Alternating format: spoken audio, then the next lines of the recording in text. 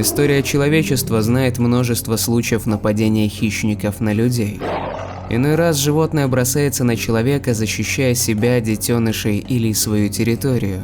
Но иногда человек становится объектом охоты, потенциальной добычей.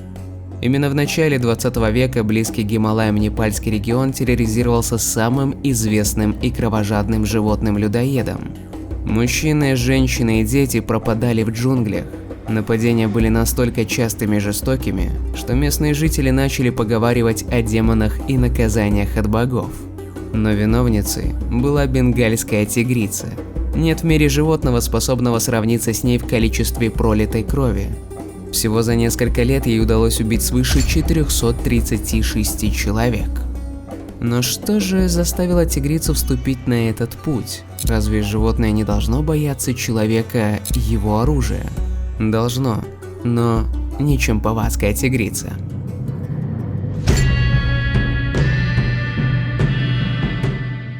Все началось в одном из лесов Непала в самом начале 20 века. Никто точно не знает, где именно, но в одной из тигриных семей родилась обычная на первый взгляд самка. Она росла и развивалась так же, как и все ее сородичи. Прыгала, скакала и охотилась на привычную дичь. Но однажды случилось то, что навсегда изменило ее судьбу. На одной из охот она сломала верхний и нижний клык. Подобная травма привела к тому, что чампаватская тигрица лишилась возможности удерживать свою дичь в мертвой хватке, а значит, теперь она довольно часто будет оставаться без еды. И вот голодная и обозленная она рыскает по округе в поисках более легкой добычи. Ее поиски венчаются успехом, она знакомится с человеком. Доподлинно неизвестно, где именно произошла эта встреча, однако ее исход очевиден. И вот, ведомая жаждой крови, чампаватская тигрица-людоед начинает искать себе новые угодья для охоты. Следует заметить, что вначале она очень осторожно вырабатывала свою стратегию атаки. Тигрица не нападала на группы людей и всегда выскакивала из засады, тем самым обескураживая жертву. Но со временем она осознала, что человек не может дать ей должный отпор, а поэтому ее методы стали более открытыми. Теперь она уже не сдерживала себя, раздирая всех на своем пути. И чем больше людей она убивала, тем жестче и чаще происходили ее атаки. По предварительным подсчетам, от ее когтей умерло около 200 жителей Непала. Подобная трагедия вынудила власть принять меры. Они прислали регулярную армию, дабы изловить зверя, но те не смогли справиться с задачей. Единственное, что они сделали, так это прогнали ее за пределы своей страны в Индию. Изгнанная из родных земель, чампаватская тигрица не оставила свое кровавое дело. Она переходила с одного места на другое, оставляя за собой след из человеческих трупов. Ее вера в собственную безнаказанность привела к тому, что она начала охотиться прямиком в деревнях. Большинство ее зверств проходило в регионе под названием Камаун. Видно, именно здесь она решила обустроить свой дом. Следует заметить, что чампаватская тигрица идеально изучила свою территорию, благодаря чему все попытки убить ее заканчивались крахом. Крайне важным являлось и то, что местные жители сильно боялись этого зверя. Они верили, что в нем заключен темный дух, а значит, его нельзя убить простым оружием. Поэтому все, что они могли, прятаться и убегать. Именно такое поведение привело к тому, что за несколько лет тигрица сумела убить порядка 210 человек. Согласно записям тех лет, чудовище ходило из деревни в деревню, оповещая о своем приближении грозным рыком. Оно не пряталось и не избегало встреч с группами людей. Увидавши подходящую добычу, она устремлялась к ней и раздирала, после чего спокойно уходила назад в джунгли. Но в один момент все кардинально изменилось. В те времена, когда тигров все еще боялись убивать, охотники на тигров спасали сотни жизней. В Индии на рубеже веков, как знали власти, мог победить смертоносную тигрицу только один человек – полковник Джеймс Корбетт. Корбетт был британцем ирландского происхождения, действовавшим в колониальной Индии и прославившийся как охотник на зверей-людоедов. Когда правительство попросило Корбетта выследить чампаватскую тигрицу, он согласился, но при этом выдвинул два условия. Во-первых, отменить правительственные награды, а во-вторых, отозвать всех охотников. Он не хотел, чтобы его считали охотником за наградой, так как для него это звучало оскорбительно, а также и не хотел быть случайно застреленным. Власти, недолго думая, быстро согласились с его условиями, и охота на тигра началась. Корбет прибыл с несколькими помощниками в деревню Чампават. Когда полковник оказался в деревне, он обнаружил, что все жители заколочены в своих домах. Никто не смел выходить на улицу целых 5 дней. Корбет провел первую ночь на улице, пытаясь выследить тигрицу вдоль дороги, которую она, как говорили жители, обычно стережет. Однако полковника тоже не покидал страх, что за ним кто-то следит из кустов. Корбет писал: когда ночной ветер шевелил ветви и двигались тени, я увидел несколько надвигающихся на меня тигров и горько сожалел о том, что оказался здесь перед лицом людоеда. Мне не хватало мужества вернуться в деревню и признаться, что я тоже боялся выполнять возложенную на себя задачу. И, стуча зубами, то ли от страха, то ли от холода, просидел долгую ночь. Когда утром Корбет вернулся в деревню, жители были крайне удивлены увидеть его живым. От увиденной храбрости жители перестали сидеть дома и попросили полковника, чтобы он проследил за местностью, пока жители деревни собирали пшеницу. Иначе страх новой напасти тигрицы не позволил бы им это сделать. Сбор урожая прошел по плану, без визита тигрицы. Сам Корбет после долгой ночи пока не решался искать тигра, хотя знал, что местные жители могут показать ему окрестности, где, вероятно, находится кошка. Все же спустя время полковник согласился, и жители деревни привели к месту последнего нападения. Изучив следы животного, он определил, что тигр был самкой. Дальнейшее обследование места дало информацию о том, как жертва собирала ветки, когда тигр внезапно схватил ее за ногу. Затем ее утащил за горло в лес. Потом Корбет нашел останки, всего несколько костей, которые он завернул в ткань, чтобы их можно было захоронить. Также было немного одежды, но ничего более. 3 дня Корбет бродил по джунглям. Не обнаружив никаких признаков тигра, он направился обратно в Чампават. Во время путешествия он слышал много разных историй о нападениях, и именно на одном из рассказов он неожиданно получил известие от жителя деревни о новом нападении тигра на девочку-подростка. Примчавшись к месту происшествия, он обнаружил лужи крови и след, ведущий вглубь джунглей. Когда он шел по следу тигрицы, к нему присоединились пару перепуганных мужчин из деревни, вооруженных винтовкой. Как выяснилось, они получили приказ от деревенского старосты сопровождать Корбета. Это не понравилось полковнику, так как он был полон решимости пойти по следу один. Полковник приказал крестьянам снять свои тяжелые сапоги, дабы не испугать тигра. Не пройдя и 500 метров, Корбет обнаружил тигрицу за трапезой своей жертвы. От увиденного, как тигр растерзал девочку, полковник был немного в растерянности. Тигрица заметила охотника, но прежде чем успеть что-то предпринять, Корбет схватил винтовку и с немного трясущими руками отпугнул 2 выстрелами тигрицу. Полковник решил не преследовать тигра, а вернуться в деревню, дабы организовать на следующий день облаву в ущелье реки Чампа. По труднопроходимой местности шли сотни мужчин, стреляя из огнестрельного оружия и шумя, пытаясь отогнать тигра к Корбету, который занял позицию, чтобы перехватить ее. И наконец, это сработало. Около полудня полковник застрелил тигрицу. Первые выстрелы охотника попали тигрице в грудь и плечо, а его последний выстрел попал ей в ногу, в результате чего она рухнула в 6 метрах от него. Меткость и храбрость английского охотника смогли прекратить кровавый террор зверя, благодаря чему люди наконец-то смогли спать спокойно. Что касается самого Джима, то он посвятил всю свою жизнь охоте на людоедов, что сделало его настоящим героем того времени. Стоит ли жалости людоед, который убивал, дабы выжить в условиях, когда обычная охота на дичь была невозможна? Думаю, с этим вопросом я обращаюсь к тебе, мой дорогой друг. Верите ли вы в то, что животные могут быть серийными убийцами? В это трудно поверить, ведь животными руководят инстинкты, а не злость или жажда наживы. Но 2 льва, которых прозвали людоедами из Цава, полностью поменяли представление о том, на что способны животные. С марта по декабрь 1898 года 2 льва-самца убили по разным данным от 30 до сотни с лишним человек во время строительства железнодорожного моста, соединяющего Кению с Угандой. Необычная особенность этих львов заключалась в том, что у них отсутствовала грива, хотя оба были самцами. Эти львы специально выслеживали и убивали своих жертв. Количество убитых ими людей невероятно велико. Но самое удивительное и страшное в этой истории то, что львы убивали не просто напав на человека и отступив. Они убивали, а потом съедали свою жертву частично, переключаясь на другого человека. Все началось с того, что Британская империя запустила проект по строительству железнодорожного моста через реку Цава, чтобы связать Кению с Угандой. Проект, который начался в марте 1898 года, возглавил подполковник Джон Генри Паттерсон. Вскоре после начала строительства рабочие начали замечать, что вокруг их лагеря творится что-то необычное. Как оказалось, к рабочим начали заглядывать два бродячих льва. В конце концов, львы вытащили одного индийского рабочего прямо из палатки посреди ночи и съели его.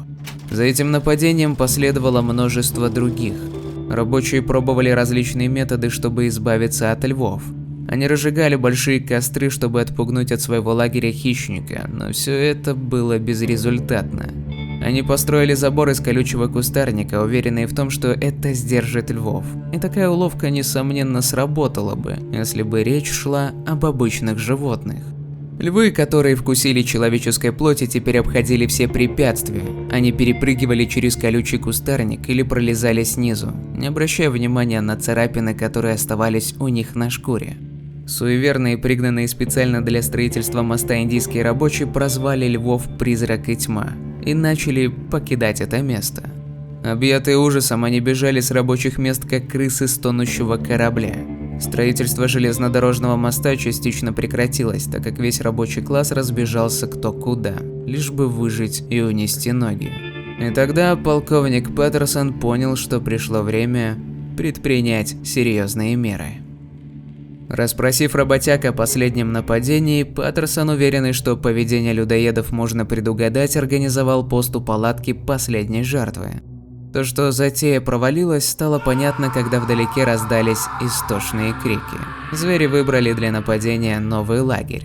В эти первые недели и сами львы еще делали ошибки. Один, прыгнув на индийского торговца, запутался в веревках и позорно бежал, испугавшись звона посуды. Другой, пробравшись в палатку полную кули, почему-то остановил свой выбор на мешке с рисом, схватил его и бросил только за лагерем. Но каждое новое нападение делало львов все наглее, умнее и самоувереннее. Вскоре они перестали бояться криков, выстрелов и даже огня. Если они выбирали жертву, то ее судьба была решена. Все лагеря были окружены оградами, но львы продолжали находить лазейки. Каждые 2-3 дня кто-нибудь из кули пропадал, и, как ни странно, рабочие начали привыкать к постоянной опасности. В июне неожиданно наступила передышка. Известия о нападениях периодически приходили с других районов, но в Цава было тихо. Не особенно надеясь, что людоеды навсегда забыли о них, Паттерсон, пока было затишье, занялся расставлением и конструированием новых ловушек. Звери вернулись в конце лета, когда обитатели лагеря расслабились до такой степени, что предпочитали спать под открытым небом, не залезая в душные палатки. Хотя рабочие заметили льва еще тогда, когда он пробирался через колючую изгородь и сразу подняли шум, кидая в него камни и горящие поленья, хищника это не отпугнуло, а только разозлило. Врезавшись в толпу, он схватил жертву, оттащил ее за ограду и тут же приступил к трапезе. Рядом пристроился выскочивший из темноты второй людоед. Пиршество происходило в 20 метров от вопивших от ужаса зрителей. Бригадир несколько раз стрелял в зверей, но те продолжали терзать тело, пока не насытились. Список жертв пополнялся каждую ночь. Зловещий ритуал повторялся в неизменном порядке. Слышалось густое рычание, затем наступала тишина, означавшая, что лев выбирает цель. Далее следовала молниеносная атака и быстро затихавшие предсмертные крики несчастного. Не горевшие всю ночь костры, ни высокие ограды, ни выставленные дозорные, ничто не смогло защитить от львов-людоедов. В середине осени людоеды поменяли тактику. Если раньше один устраивал налет, а второй ждал у ограды, то теперь они стали врываться в лагерь вместе. Число убитых и раненых стало расти вдвое быстрее. Паника достигла предела. След любого животного принимался за отметину львиной лапы. В декабре и вовсе началось массовое бегство рабочих. 5 сотен кулей перегородили пути, остановили поезд и покинули на нем проклятое место. Оставшиеся рабочие забросили железнодорожные работы и полностью переключились на строительство львинозащитных убежищ. Деревья запестрили человеческими гнездами. Многие выкапывали внутри палаток ямы, в которые забирались на ночь, уложив сверху ряд шпал. 8 декабря утром Паттерсон разбудил крик прибежавшего кенийца, который выкрикивал «Симба». Только что людоеды проникли в лагерь у реки. Люди разбежались, и львам пришлось довольствоваться ослом, которого они сейчас рвали на куски. Схватив мощное ружье, специально оставленное начальником полиции, которого отправили проверить, как обстоят дела со строительством моста, Паттерсон бросился на место. Когда он уже различал среди зарослей одного из львов, увязавшийся за ним кениец неосторожно наступил на ветку, тем самым спугнув хищников. Возвратившись в лагерь, Паттерсон приказал собрать все, что может издавать шум, и гнать львов обратно к недоеденной туше осла. Едва Паттерсон занял позицию, как под грохот барабанов и консервных банок из джунглей показался лев. Паттерсон нажал на спусковой крючок, и хваленое оружие шерифа дало осечку. Второй залп был выпущен уже вслед за скрывшемуся в кустах людоеду. Лев свидетельствовал, что зверь все-таки ранен. Проклиная себя за то, что доверился чужому ружью, Паттерсон кинулся в погоню, но потерял след. Оставалась надежда, что ночью львы вернутся к недоеденному ослу. Так и произошло. Гость пожаловал за полночь. Раздался долгий зевок, означавший, что лев хочет есть. Вздох голода сменился рыком. Зверь почуял человека. Паттерсон забеспокоился, что это спугнет льва, но случилось ровно наоборот. Не обращая внимания на аппетитного осла, людоед стал медленно сужать круги возле насеста охотника. Боясь шевельнуться, Паттерсон ждал, когда лев подберется ближе. Проверка на выдержку продолжалась 2 часа. На рассвете стали видны очертания хищника. Джон выстрелил, лев взвыл и прыгнул в кустарник, но Паттерсон продолжил палить на звук. Стоны перешли в судорожное дыхание, а потом оборвалось и оно. В тишине африканской ночи звуки разносятся далеко. Когда пальба прекратилась, из лагеря, находившегося за полкилометра, раздались крики. «Он мертв!» – прокричал в ответ Паттерсон. Лев был огромен. От носа до кончика хвоста он достигал в длину почти 3 метра. Обратно в лагерь его смогли отнести лишь 8 взрослых мужчин. И хотя наполовину полковнику удалось одержать победу, Паттерсон понимал, что оставался еще один лев. Его тоже необходимо остановить. На это у Паттерсона ушло еще 20 дней. Второго льва он убил 29 декабря. Паттерсон уверял, что выстрелил в него не меньше 9 раз, прежде чем лев умер. Смерть настигла льва, когда тот цеплялся за дерево, стремясь достать Паттерсона. Этот был немного меньше первого – 2 метра 89 сантиметров. Когда слух о том, что львов убили, распространился, рабочие бригады вернулись к работе, и строительство моста было завершено. Вероятнее всего, львы в общей сложности убили от 28 до 31 человека, но полковник Паттерсон заявлял, что на их счету 135 человеческих жизней. Паттерсон освежевал львов и использовал их шкуры в качестве напольных ковриков. В 1924 году он продал их в Филдовский музей естественной истории в Чикаго за $5000. Шкуры львов были в ужасном состоянии. Специалисты восстановили их, и сейчас туши этих животных представляют собой экспозицию музея. Черепа львов находятся здесь же, неподалеку. На этом история людоедов из Цава подходит к концу. Джон Генри Паттерсон, благодаря которому закончился ад для рабочих, в 1940-х с семьей переехал в Калифорнию. Умер он в 1947 году мирно во сне в 79 лет. В общем, пожил. Сколько было бы жертв, если бы и не полковник, никому не известно. Скорее всего, львы сносили бы сотнями обычных рабочих.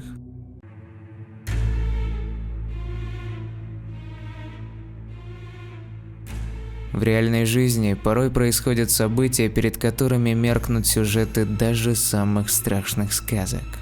Такова история, которая произошла во французском районе Живодан, провинции Авернь, во второй половине XVIII века.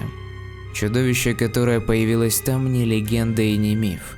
На протяжении 3 лет, которые во Франции получили официальное название «Годы зверя», неведомый монстр держал в страхе население этой области.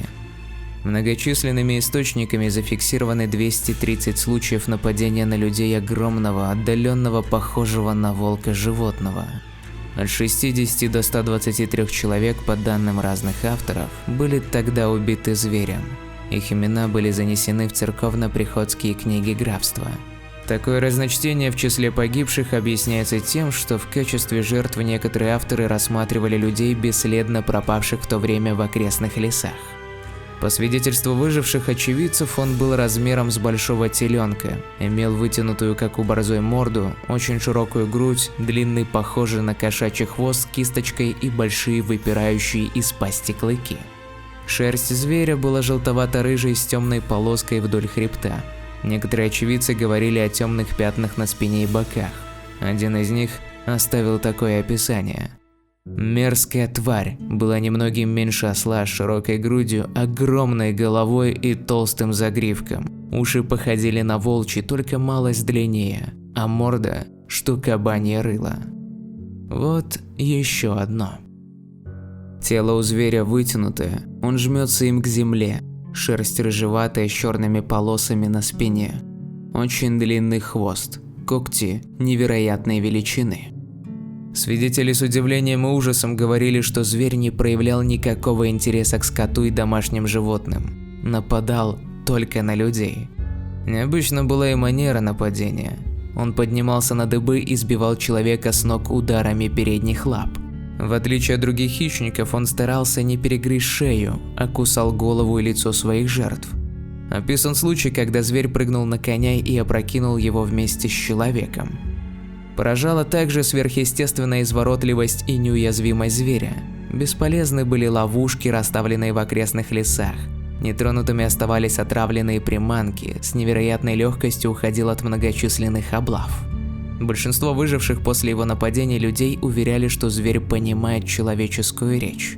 И очень многие считали его демоном либо оборотнем, что еще больше усиливало страх перед ним. Священники не отрицали возможности, что этот зверь был ниспослан в Живодан адом в наказание за прегрешение людей. В церквях для охотников освещались серебряные пули, служились молебны об избавлении от дьявольской твари. Некоторые говорили о находившемся неподалеку от зверя человеке, которого они считали его хозяином, колдуном, вызвавшим жуткое чудовище из преисподней. Исследователи предполагают, что одновременно со зверем и даже маскируясь под него, свирепствовал в Живодане какой-то маньяк. Именно он якобы виновен в смерти молодых и красивых девушек. Но официально подтвердить и доказать это еще никому не удалось. Впервые зверь дал о себе знать 1 июня 1764 года, когда он напал на пастушку из города Лангонь. Женщина рассказала, что собаки, сопровождавшие ее, лишь скулили и дрожали, не смея напасть на чудовище. Но она успела спрятаться за быками, которые, выставив рога, не допустили к ней монстра. А вот 14-летней Жанне Буле не повезло. Именно она 30 июня тогда стала первой официально подтвержденной жертвой зверя. Впрочем, к тому времени уже числились пропавшими 10 человек. Возможно, таинственный зверь был причастен к их исчезновению. В августе зверь убил еще 2 детей. Местные охотники, осмотрев их тела, предположили, что животное, которое напало на них, должно быть крупнее волка, но меньше медведя. В сентябре при нападении зверя погибли 5 человек, в том числе сын графа Дьяпше. 6 сентября 1764 года зверь впервые показался людям. Около 7 часов вечера он вошел в деревню Эстро, напав на 36-летнюю крестьянку, что работала в саду возле дома. Соседи попытались отогнать хищника от несчастной, и он ушел, оставив мертвое тело. Так начинались годы зверя в Живодане, и ужасу, охватившему населению графства, казалось, не будет конца. Люди стали бояться ходить в лес и отпускать детей из дома. Крестьяне, у которых не было оружия, выходили за пределы деревни, только взяв с собой самодельную пику. Отправляться в соседние деревни или города они старались группами не менее 3 человек. Губернатор Лангедога граф де Монкен отправил на поиски чудовища 56 солдат под командованием драгунского капитана Дюамеля, который организовал несколько облав в окрестных лесах. Тогда были уничтожены около 100 волков, но живоданский зверь оставался неуловимым. В октябре 1764 года со зверем неожиданно столкнулись местные охотники. Они дважды выстрелили в него и утверждали, что ранили, но догнать его либо найти мертвым не смогли. Зато ими был найден обглоданный труп 20-летнего юноши. Нападения зверя прекратились на месяц, но 25 ноября они возобновились. В тот день зверем была убита 70-летняя женщина, отправившаяся в лес за хворостом. В декабре зверь нападал на людей почти каждый день. 27 декабря было зафиксировано сразу 4 нападения, закончившиеся гибелью 2 человек. 12 января 1765 года 7 детей в возрасте от 9 до 13 лет встретились со зверем на опушке леса и сумели отпугнуть, громко крича и бросая в него камни и палки. Видимо, смущенный столь нетипичным поведением потенциальных жертв, зверь отошел в лес, но немного позже вернулся и в этом же месте убил ребенка, который в одиночестве отправился в лес на поиски своих друзей. Другой известный случай благополучного исхода встречи обычного человека, невооруженного охотника и зверя, противостояние хищника и девушки из деревни Палак, Мари Жан Вале. С помощью самодельной пики она сумела отбиться и вернуться домой. В настоящее время у въезда в ее родную деревню можно увидеть этот известный памятник.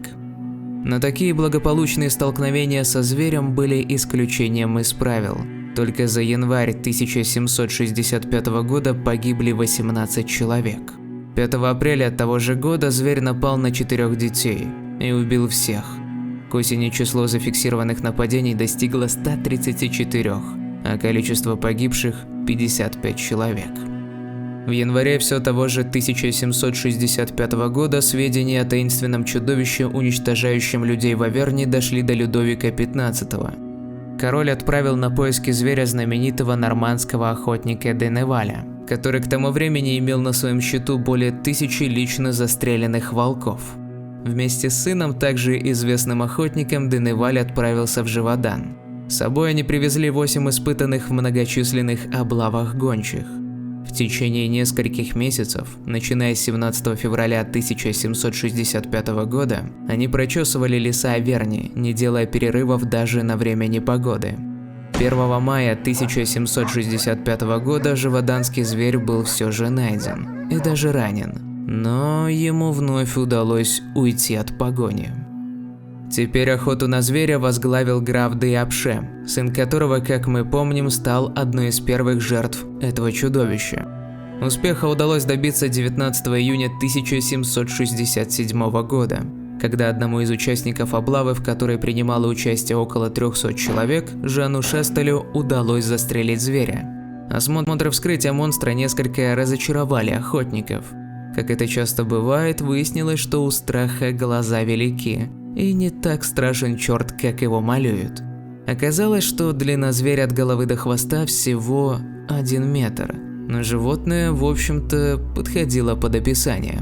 Хищник имел непропорционально большую голову с огромными клыками и тяжелыми челюстями, непропорционально длинные передние лапы, его шерсть была серой с рыжими подпалинами, а на боках и у основания хвоста располагались несколько черных полос. Тело зверя было покрыто шрамами, в правом бедренном суставе оказались 3 дробины, в желудке было найдено предплечье пропавшей недавно девочки. Дальнейшая история тела зверя так и остается неясной. Кто-то говорит, что его сперва возили по деревням, выставляли на показ, чтобы убедить суеверных крестьян в смерти чудовища. Кто-то говорит, что зверя сразу же отвезли к королю. К сожалению, местные крестьяне понимали в таксидермии не больше, чем свинья в апельсинах, и сделали из тела зверя такое отвратительное чучело, что оно начало разлагаться еще по пути к королевскому двору.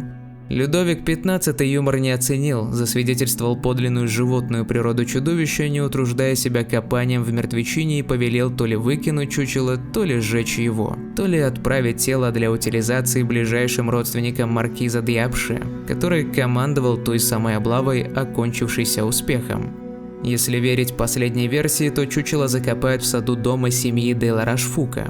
Дом этот будет разрушен в 1825 году и уже навсегда унесет с собой тайну загадочного зверя, идентифицировать которого ученым так и не удалось. Отныне чудовище больше никогда не видели в Живодане. Возможно, оно перебралось куда подальше, но тогда почему не продолжились убийства в другой части страны? Доподлинно мы никогда этого не узнаем. Леопард, ставший людоедом, еще более опасен, чем даже тигр-людоед, ибо обладает поистине мистической способностью подкрадываться к жертве и убивать ее совершенно бесшумно. В Северной Индии, там, где сливаются воды Мандакини и Алакнанды, образуя священный Ганг, до сих пор помнят о так называемом Рудрапраягском леопарде. Этот хищник за период с 9 июня 1918 года по 14 апреля 1926 года только по официальной статистике загрыз 125 человек. Пятнистый монстр избегал самых хитроумных ловушек и нередко охотился за теми, кто пытался уничтожить его. Но однажды по следам леопарда-людоеда отправился истинный профессионал.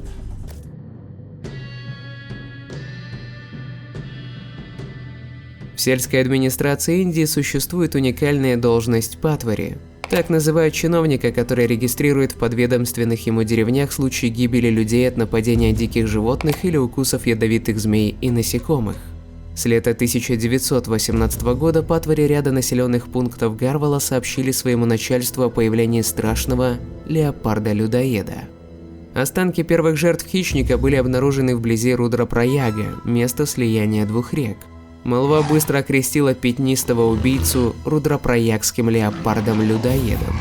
Под таким названием зверь вскоре попал в рубрику происшествий ведущих газет всех 5 континентов, привлекая к себе внимание читателей на протяжении почти 8 лет. Гарвал – гористая, покрытая густыми джунглями территория, по которой разбросаны уединенные деревеньки, нередко связанные между собой лишь лесными тропами да висячими мостами. Здесь на площади в 500 квадратных миль в те времена проживало порядка 50 тысяч жителей.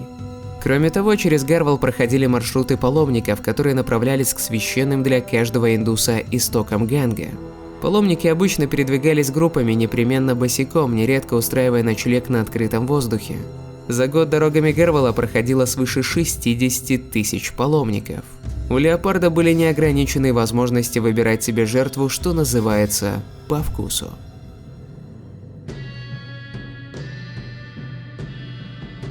Два приятеля-соседа, собравшись вместе, курили кальян, передавая его друг другу. В комнате было темно, и лишь уголек кальяна слегка рассеивал мрак. В помещение с улицы вела единственная дверь, которая была притворена, но не заперта, поскольку раньше в этой деревне леопард-убийца не появлялся. Беседа друзей текла по-восточному неторопливо, но вот при передаче кальяна из того выпал уголек. Собирая тлеющую золу, хозяин дома наклонился, когда снова поднял голову, то увидел, что дверь в комнату распахнута настежь. На улице взошла луна, и в ее свете мужчина различил силуэт леопарда, который уже тащил на себе тело его друга. В другой деревне у больной женщины остались на ночь две ее подруги. В одной из комнат имелась узкая и высоко расположенная прорезь, служившая окном, которую закрывал большой медный сосуд с питьевой водой для больной. Все наружные двери в доме были не только надежно заперты, но и дополнительно укреплены. Ночью раздался шум от падения с окна медного сосуда. Зажгли лампу. Больная лежала на полу у стены, а на ее горле зияли глубокие раны от клыков. Дознание, проведенное утром, показало, что леопард проник ночью в дом через узкое окно, даже не задев медного сосуда. Хищник неспешно обошел весь дом, выбрал жертву, убил ее и дотащил до стены. И все это настолько бесшумно, что никто в доме не проснулся. И лишь при попытке протащить тело через узкое окно леопард сбил тяжелый сосуд, после чего скрылся. Слухи о подобных происшествиях разлетались мгновенно и приводили к тому, что ужас воцарился по всему Гарвалу. Едва солнце приближалось к горизонту, как люди заканчивали свои дела и спешили укрыться за крепко запертыми дверьми. Многие поставили у себя вторые двери и дополнительные засовы, но и за крепкими запорами многие дрожали от страха, опасаясь даже мысленно привлечь внимание ужасного монстра. Нельзя сказать, что колониальные власти тогдашней Индии не принимали мер по ликвидации опасного зверя-людоеда. За его уничтожение была объявлена весьма значительная награда – 10 тысяч рупий плюс доходы с 2 деревень. Приглашались лучшие местные охотники шикари, которым на период охоты устанавливалось высокое жалование. В прессе появилось обращение ко всем спортсменам Индии с просьбой включиться в охоту на людоеда. На подходах к деревням и вдоль дорог было расставлено множество хитроумных ловушек, а патвари были снабжены сильнодействующими ядами для закладки в человеческие трупы, к которым леопард имел обыкновение возвращаться. Но даже этого было недостаточно. Это был поистине неуловимый зверь.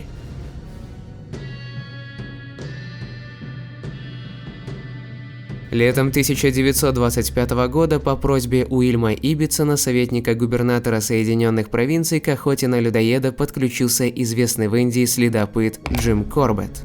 К этому времени на счету леопарда было 110 жертв, причем пик нападений приходился на предыдущие 4 года. Фактически матерый хищник совершал по убийству в каждые 2 недели. Уже было известно, что это очень крупный самец, далеко не первой молодости, но обладающий громадной силой. Прибыв на место, Корбет получил известие, что в одной из ближайших деревень леопард убил корову. Охотник тотчас отправился на место. Патвари провел его по деревне, показав следы когтей леопарда на многих дверях и окнах. Зверь, несомненно, намеревался добраться до человечины, но, не найдя ни одной лазейки, напал на корову. Не сумев, однако, протащить массивную тушу через дверь, хищник до отвала насытился на месте и ушел. Была надежда, что он вернется к добыче и на вторую ночь. Устроили засаду, но леопард так и не появился. Зато через несколько дней пришло известие, что корова убита в другой деревне. Судя по почерку, это был все тот же леопард-людоед. Как раз в этот период на помощь Корбету приехал Иббитсон и привез с собой капкан. Охотники замаскировали капкан на леопардовой тропе, закрепив его цепью и крепким колом, вбитым в землю, а сами влезли на высокий сток сена неподалеку. Спустя час после наступления темноты с тропы раздался бешеный рев раненого зверя. Корбет зажег фонарь, и в его свете охотники увидели крупного леопарда, вставшего на дыбы. Не теряя времени, Корбет выстрелил. По злой иронии судьбы, пуля попала в звено цепи и разорвала его. Леопард огромными прыжками помчался в заросли, таща капкан перед собой. Охотники бросились за ним, так как были уверены, что с капканом ему далеко не уйти. И точно, за выступом скалы они увидели лежавшего зверя, который злобно рычал. Корбет прицелился и выстрелил. Пуля крупного калибра сразила хищника наповал. С утра все окрестные деревни охватило радостное ликование. Люди смеялись и радовались обретенной свободе. Один Корбет выглядел озабоченным. В нем крепла уверенность, что убит другой леопард, а не людоед. Он попросил Патвари передать сельчанам, чтобы те не снижали мер безопасности, но к этому предостережению никто так и не прислушался. В эту ночь люди опять спали с открытой дверью и беспечно выходили с наступлением темноты во двор. Но не все так просто. Известие об очередном нападении леопарда не заставило себя ждать. Убитым оказался мужчина, обитавший с матерью, женой и 3 детьми в уединенной хижине. Вечером охотники положили в труп яд в 3 местах и вернулись в свое бунгало. Утром оказалось, что за ночь леопард успел оттащить тело далеко в кусты, где плотно поужинал, не коснувшись ни одного из тех органов, где находился яд. Охотники решили рискнуть еще раз. Буквально нашпиговав останки ядом, они устроились в засаде среди ветвей. Леопард появился бесшумно среди ночи и провел возле трупа 2 часа. У людей затеплилась надежда, что теперь-то хищник получил смертельную дозу отравы. Уже на рассвете Патвари организовал около 200 местных жителей для поисков предполагаемого трупа леопарда. Следы привели к пещере с узким лазом. Здесь же хищник изрыгнул пальцы своей жертвы. Сомнений не было ни малейших. Отравившийся ядом людоед находится в пещере. Лаз заделали железными кольями и проволочной сеткой, здесь постоянно дежурили вооруженные люди. Постепенно в районе снова возобладала беспечность. День проходил за днем, все было спокойно. А на 10-е утро пришло трагическое известие. В 1 миле от дороги паломников леопардом убита женщина. Поистине дьявол вырвался из заточения. Сам Корбет считал, что из пещеры существовал второй выход, а яд не оказал должного эффекта из-за слишком большой дозы, которая вызвала у хищника рвоту.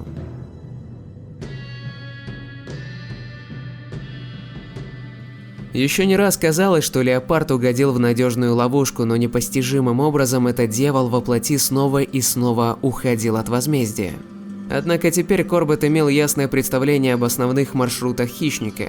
Охотник предположил, что в течение ближайших 10 дней зверь пройдет по дороге паломников между 2 деревушками. Здесь следопыт и решил устроить засаду.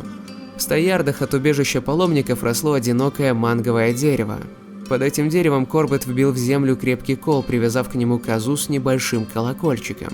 Сам же устроился на ночь в ветвях дерева, надеясь, что леопард явится на рандеву. Так прошло 10 ночей.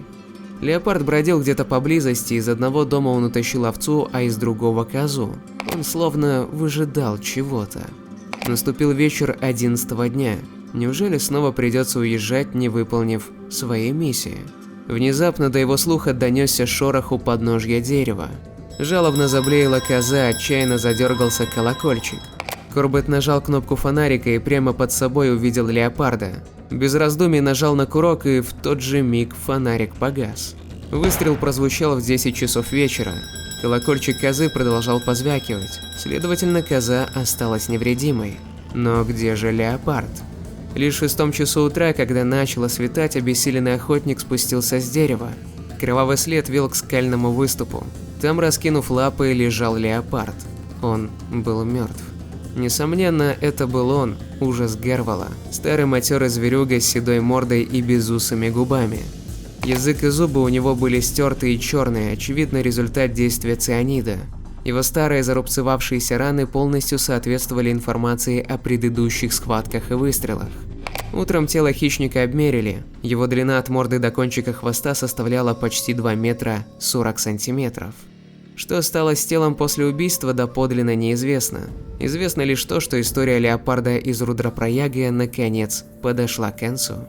Хорошо ли, что Корбету удалось убить зверя, думаю, вопрос риторический. Но у каждого из нас есть мнение, и твое на этот счет я бы хотел увидеть в комментариях. Если жизнь и рассудок дороги вам, держитесь подальше от торфяных болот. Детская страшилка? Для нас да, а вот для жителей английской глубинки рассказы о кровожадных диких животных были суровой реальностью. Страшилище на 4 ногах, черное, а глазища горят огромные, как блюдца. Этого зверя в Норфолке называли черный пес, в Сомерсете большая собака, в Ирландии леший пука. Его описывали как пуму, гепарда, пантеру, львицу или рысь. Рассказывали, что этот зверь рыщет в ночи, изрыгая серный пар, вспыхивает при исчезновении, а те, мимо кого он пробегает, падают замертво. Первое современное появление чудовища, впоследствии названного суринамской пумой, зафиксировано в заметках, датируемых 1962 годом. Увиденное существо описывали как гепардовидную большую кошку с загнутым хвостом. 4 сентября 1964 года человек, собиравший черную смородину в Мэнстеде, Суррей, увидел существо около 1,5 метра длиной, не считая длинного хвоста, шерстью коричневато-золотистого оттенка и головой, напоминавшей кошачью. На спине животного можно было явственно различить темную полосу. Позднее в Мэнстон-Коммон на песчаной почве были обнаружены большие следы животного. Они тянулись примерно полмили и затем обрывались у высокой изгороди, за которой начинались кусты. По-видимому, зверь перепрыгнул через нее и скрылся в зарослях. 23 и 24 сентября принесли новые известия из Суррея. В лесу была найдена задранная косуля со сломанной шеей и глубокими царапинами на теле, которые могли оставить лишь когти большого хищника. Неподалеку обнаружили тёлку, еще живую, но истекавшую кровью, сочившейся из множественных ран на теле, оставленных когтями хищного животного. На следующий день водитель машины увидел зверя на дороге возле Дансфолда и решил, что это пума. В октябре известия о пуме пришли из соседнего Сассекса. Женщина, выгуливающая своих собак в лесу, так описала встретившееся ей животное корреспонденту местной газеты. Зверь достигал 1,5 метра в длину, мех у него золотисто-коричневатый. Мои собаки загнали его в подлесок, откуда послышались в ответ на их лай хрип и визг. В районе встречи были вскоре обнаружены отпечатки лап крупного хищника. В том же месяце местный лесник безуспешно пытался подстрелить черного с узенькими глазами зверя. Такое же животное, пуму, увидел и другой лесник в тех же местах Южной Англии. Следом за этим было получено еще несколько сообщений о встречах с нею из Крондала, на границе графств Суррей и Хэмпшир. Лондонская Evening News писала об этих участившихся встречах с пумой 24 и 28 октября того же года. Следующими свидетелями стали 2 полицейских. Их пума разгуливала по церковному двору в Стоук-Поджес, возле памятника Томасу Грею, написавшему там свою знаменитую элегию. Этот случай описан в лондонском обсервере за 20 ноября. К январю 1965 года суррейская полиция получила уже такое количество сообщений о пуме, что решила опубликовать предостережение об опасности, которое влечет за собой прогулка по Хартфорд-Коммон, где, как полагали в то время, таинственный зверь предпочитал обитать зимой. Встречи продолжались, и 5 июля 1966 года лондонская Таймс поместила сообщение из Уорлспендена, графства Суррей, о том, что накануне несколько полицейских и других свидетелей наблюдали с расстояния около 100 метров, как рыжевато-коричневая размером с Ньюфаундленда пума с кошачьей мордой и длинным хвостом, заканчивавшимся белой кисточкой, подкралась и убила кролика. Вся сцена продолжалась 20 минут. 14 августа фотография пумы была опубликована в лондонской газете People. Эксперты, не присутствовавшие при съемке, удобно расположившись в своих креслах, заключили, что перед ними собака, лиса или дикая кошка. На что полицейский инспектор Эрик Борн, один из свидетелей, возразил и сказал, что еще в состоянии отличить собаку и лису от пумы. Феномен суррейской пумы не разгадан и до сих пор. Еще в 1975 году пумы видели несколько раз в период между 6 и 9 мая. Сначала это был большой, похожий на кошку зверь, бежавший по полю. Полицейская облава обнаружила волоски шерсти на заборе и отпечатки лап, которые, по мнению членов Королевского общества защиты животных от жестокого обращения, должны были принадлежать животному весом от 50 до 70 килограммов и уж никак не собаке. Последующие несколько дней похожее на пуму животное появлялось неоднократно. Итак, мы снова сталкиваемся с тайной, привлекающей к себе внимание, не дающейся в руки ни рационалистов-ученых, ни охотников за дичью. Они тоже наезжали в Суррей. Ни фермеров, ни полицейских, ни, наконец, сторонников оккультизма и энтузиастов НЛО. О том, что это пума, свидетельствует заключение лондонского зоопарка, куда из Мэнстонда полицейские послали гипсовые отпечатки лап неизвестного зверя. Однако Морис Бертон, давний специалист по развенчанию мифов, связанных с лохнесским чудовищем и другими подобными легендами, настаивает, что отпечатки принадлежат собаке-ищейке. И это несмотря на то, что все, кто видели зверя, утверждают в один голос «это не собака». В общем, если полагаться на свидетельства очевидцев, то можно прийти к заключению. Графство Суррей и его окрестности кишмя кишат дикими животными, пумами или еще чем-то в этом роде. Но ведь этого просто-напросто не может быть. Да, свидетельства налицо, но их нельзя считать окончательными. Следы на земле, волоски шерсти, несколько задранных животных и ряд сомнительных фото. Никаких туш и, более того, никаких следов массовой систематической гибели домашнего скота и диких животных в лесах, что должно было бы непременно сопутствовать появлению целой колонии настоящих пум. Иными словами, поддерживать такую диету в Суррее с экологической точки зрения невозможно. Даже одна пума, оказавшись на свободе, нанесла бы непоправимый урон местным стадам. В сущности, это та же проблема, как и у энтузиастов НЛО.